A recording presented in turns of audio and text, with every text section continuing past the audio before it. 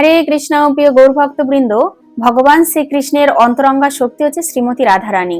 এবারে রাধারানীকে কেন আয়ন ঘোষ স্ত্রী হিসেবে পেলেন বা রাধারানী কেনই বা আয়ন ঘোষের স্ত্রী হলেন, এ বিষয়ে শাস্ত্রীয় সিদ্ধান্ত কি রয়েছে আজকের এই ভিডিওতে আমি বিস্তারিত আলোচনা করব। প্রথমত, শাস্ত্রীয় সিদ্ধান্ত অনুযায়ী পুরাণে কথিত রয়েছে আয়ন ঘোষের আসল নাম হচ্ছে অভিমন্যু।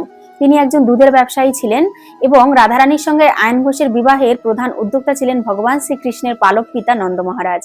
আয়ন ঘোষ পূর্বজন্মে ছিলেন একজন কঠোর তপস্বী।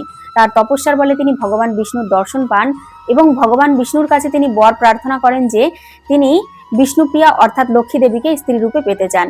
ভগবান বিষ্ণু এই বরটি দিতে রাজি হলেন না এবং ভগবান বিষ্ণু আয়ন ঘোষকে বললেন অন্য কোনো বর প্রার্থনা করতে, কিন্তু আয়ন ঘোষ তাতে রাজি হলেন না।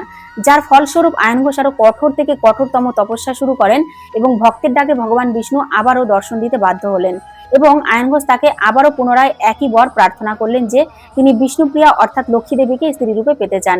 তখন ভগবান বিষ্ণু বাধ্য হয়ে তাকে বর প্রদান করলেন, তবে সাথে তিনি এটা বললেন যে তিনি রাধারূপী লক্ষ্মী দেবীকে পরবর্তী জন্মে স্ত্রী রূপে পাবেন, কিন্তু সেই জন্মে আয়ন ঘোষ হবেন নপুংসক। এবং তিনি আরো বললেন যে তিনি লক্ষ্মীকে ঘরে বাঁধতে পারলেও লক্ষ্মীর মনে থাকবে শুধুমাত্র বিষ্ণুরূপী শ্যাম সুন্দর ভগবান শ্রীকৃষ্ণ।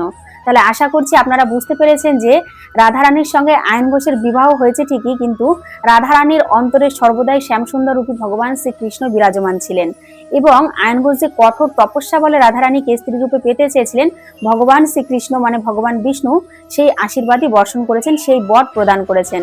তো এটাই ছিল রাধারানীকে স্ত্রী রূপে পাওয়ার পূর্ব ইতিহাস আয়ন ঘোষের, এবং আয়ন ঘোষ এই কারণেই রাধারানীকে স্ত্রী রূপে পেয়েছিলেন।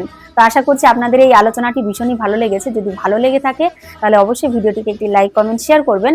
আর আপনি যদি উপকৃত হয়ে থাকেন বা আপনার যদি মনে একটু আনন্দ হয়ে থাকে, তবে আপনার শুভাকাঙ্ক্ষীকেও এই ভিডিওটি শেয়ার করে উৎসাহিত করবেন এবং তাকেও অনুপ্রাণিত করবেন। সকলে ভালো থাকবেন। হরে কৃষ্ণ।